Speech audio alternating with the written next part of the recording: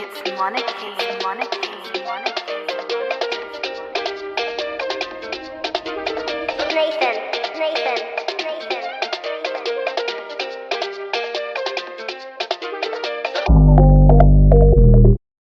Hi everyone, welcome back to AfriPoetin Podcast. Hope you're all doing well. Please like, share and subscribe. And yes, let's get into the video. So today I want to talk about Love Island as it's actually starting today. Love Island UK I'm talking about. I want to talk about whether black women should actually be going on Love Island, whether Love Island UK is for black women. And my thing is, I was never a fan of the show. I never understood why black women specifically decided to go on it, especially I think season 4 where Samira was on there.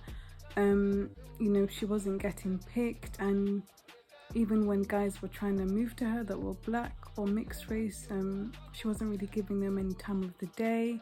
I remember she even said that she found one of the black guys cringe, who was called Idris, and Idris is a gorgeous guy. So I was kind of confused. Like, you've gone on a dating show that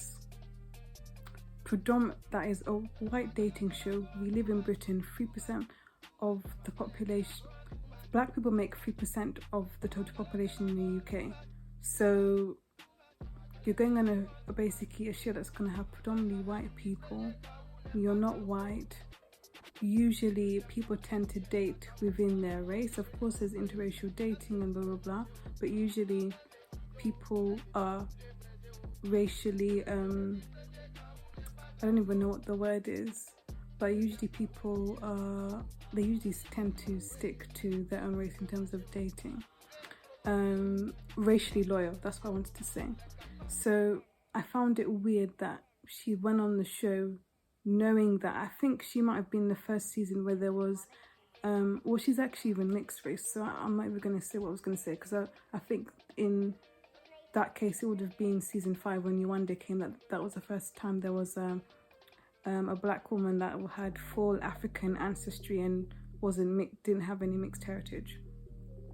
So yeah, so with Samira, she went on there, she was down. I'm thinking, but why are you surprised? You've gone on a white dating show, you're black, why do you expect to be like the top girl or be one of the girls that's going to get chosen? Because we know it's 2021 and we're only just starting to see black women on magazine covers. So anyway, so that was my whole problem with season 4.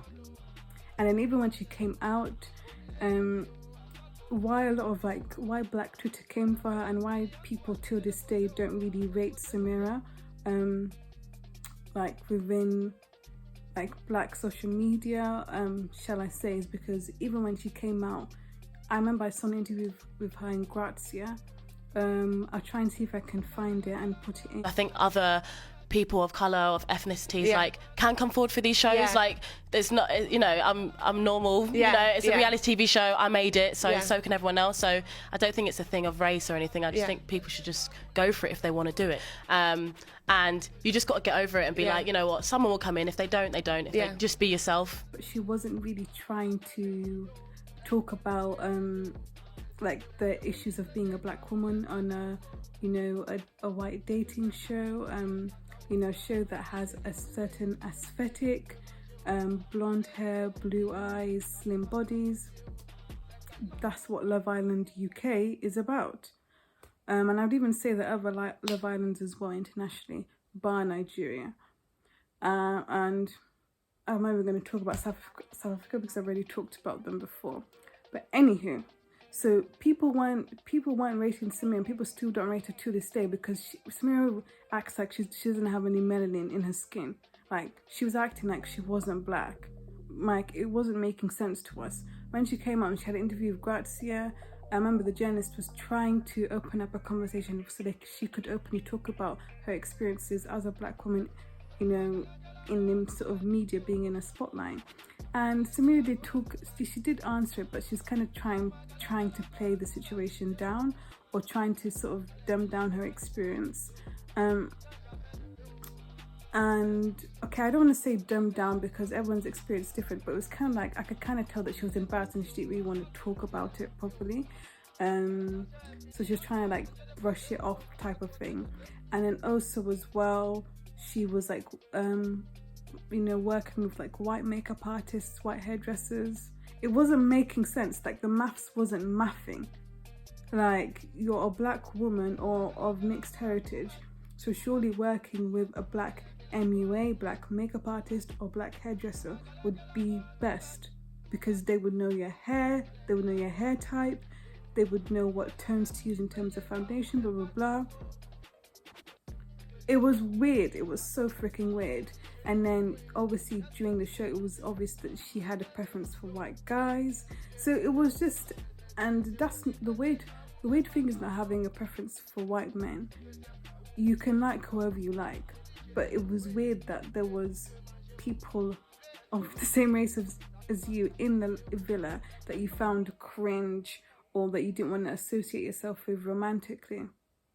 But even that guy that you left with ended up cheating with you. So that's why people don't check for Samira, never did. And that's why I didn't feel sorry for her and her Love Island experience. Then season 5 came in. Now, me, I was cussing Love Island. I was like, what's the point of people going, blah, blah, blah. Like, what's the point of like black people going on a show, XYZ. And I remember even at the time I'd briefly gone back onto Twitter, and I remember people were saying like, oh, instead of Yewande going to like Sundays and stuff to find a man, she's like going on Love Island. So again, there was this whole notion of like Love Island isn't for black people, specifically black women, because of course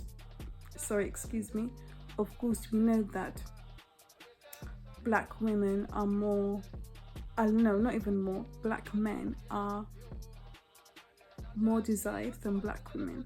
So the experience that a black male is going to have on Love Island is going to be different to a black female. Okay, you can talk about how I think Marcel was in season, was it 3 or 2? I can't remember.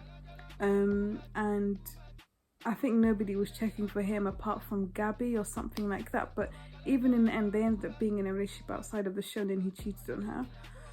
But yeah, going back to season 5 of Yewande. Now, with Yewande and her experience, she came on the show. Again, she wasn't chosen. She ended up being coupled up with Michael, who was a mixed race guy, and now they're friends. So again, even her experience wasn't the best on the show as well. Also that scenario when she was sort of painted up to be, aggressive as well by Arabella. So again, on season 5, we saw again that the show is not for black women. It's not for black women. And okay, even though Danny's a mixed guy that came in, he ended up leaving Yewande and going with Arabella. Although I do feel as if at the time, Yewande did bring that on herself. As much as I love Yewande, she's doing amazing. She's beautiful. The way she was acting with Danny, for what we saw on TV, I wasn't surprised that he ended up going with Arabella. But again, she was limited. Apart from Danny, who else was she going to be with? So she had to go. Do you know what I mean? So that was season 5. Now again, we're now in season 7. And now there's Kaz. If she doesn't get chosen, I don't want to see black Twitter. I don't want to be seeing people on social media complaining and talking about diversity or blah blah blah, all of this stuff, because we've seen time and time again the show is not for black love. Okay, we had Mike and Priscilla in season 6, and they left together. Priscilla's Ugandan, I'm Ugandan, so it was amazing to see her on the show again. Also as well with Michael, who's Ghanaian. They left together, they were in a relationship, and now apparently they've allegedly broken up.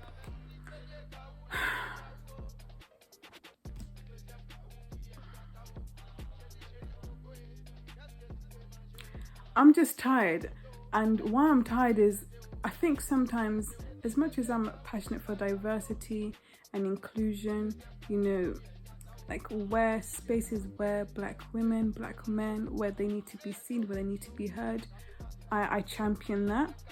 But sometimes I feel as if like we need to remember that we're in the UK and we're in like a country that we're not in the continent, basically we're not in Africa. So sometimes we have to realize, and I'm talking from the African perspective, the black perspective, how we want to phrase it.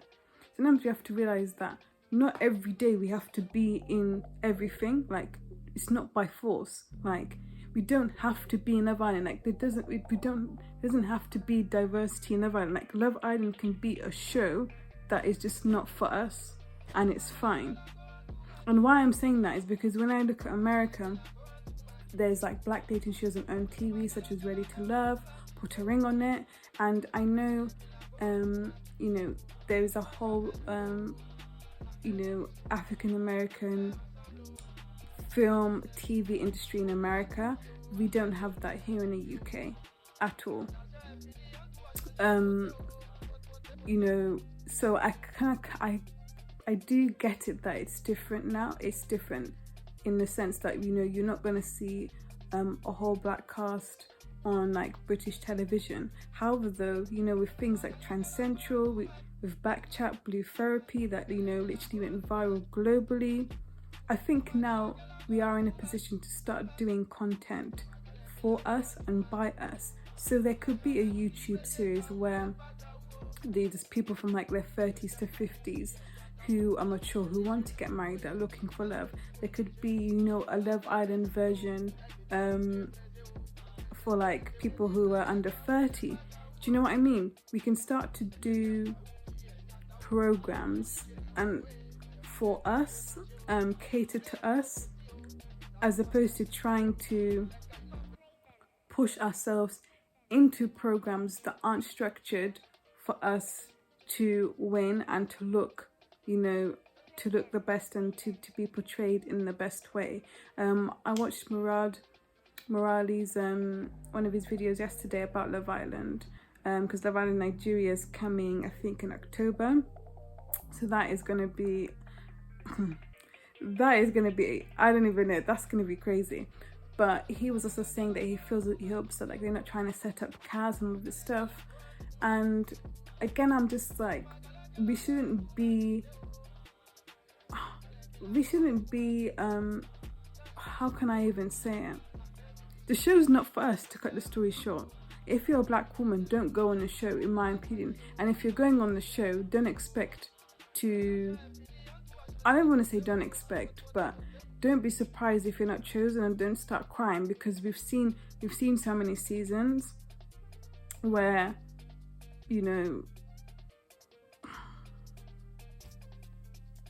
and people might come back and say, okay, Amber won, but the reality of the thing is, Amber is of mixed heritage. Second of all, there's more guys that liked Amber Neville than they did Yewande. So, and also as well, she had the heart of the public in the end as well. So that's why they voted for her. And also that Gregory guy, he came in knowing that, if you went with Amber, blah, blah, whatever, it was going to look good and whatnot. I'm just tired. I think sometimes we just need to we need to stop pushing for diversity and inclusion in certain areas. Like, it's not by force, and like Love Island is one of them. Like, if it was Love Island, I don't know, Uganda, Nigeria, and then we're seeing like we're not seeing black and all black cast, then let's talk. The same way people made an absolute fuss about Love Island South Africa, rightly so, because even I did. Then we can talk, then we can, yap. But it's not a show for us. It never has been, it never will be. So I mean, yeah, let's see how this season plays out. But I mean, all the best to Kaz. This is not a video to be negative towards her, or to be negative to the past contenders. Although I did critique Samira in the beginning of the video, and I stand by what I said about her. But this is just to highlight that, sometimes it's not worth forcing ourselves or putting ourselves in situations where we might not feel comfortable, you know, we might not be betrayed in a certain way, and you know what, it might even not be good for us afterwards, our mental health. You know, unfortunately 2 people have passed away from being on Love Island, rest in peace. But also the backlash, the trolling afterwards, after you've come out of the villa. Of course, there's people that end up going on to do really well, but also there's some people that end up going back to their normal jobs. And some people might go onto Love Island generally for love, and they don't mind going back to doing what they do. And I also know that Kaz is the influencer, so I think she's also gone there to amplify her profile. But it's kind of like, sis, surely there could have been other ways for you to have done that. But anyway, please like, share and subscribe. I'm gonna leave it here, and I'll see you guys in the next video. Take care, stay blessed, bye.